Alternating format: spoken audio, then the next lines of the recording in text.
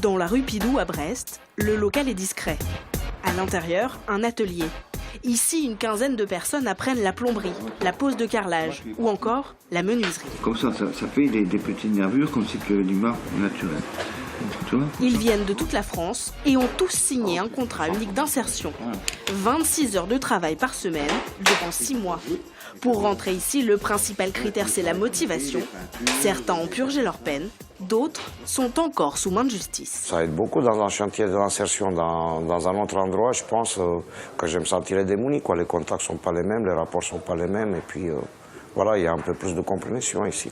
On m'explique beaucoup de règles qu'avec le temps j'ai oubliées ou que je me suis déshabitué. Donc, par exemple, ne pas être en retard, je sais pas, rester, faire les horaires, ne pas avoir trop de problèmes. Donc, voilà, essayer de faire de sorte de suivre mes engagements, voilà, jour après jour.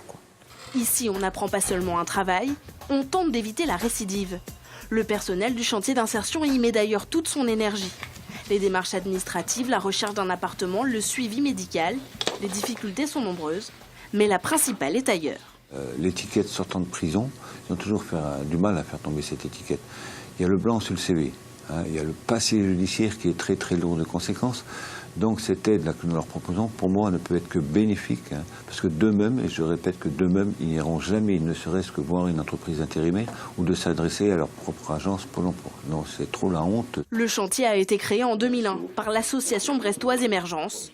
Pour 30 personnes reçues chaque année, 30% réussissent à retrouver un travail à la sortie du chantier d'insertion.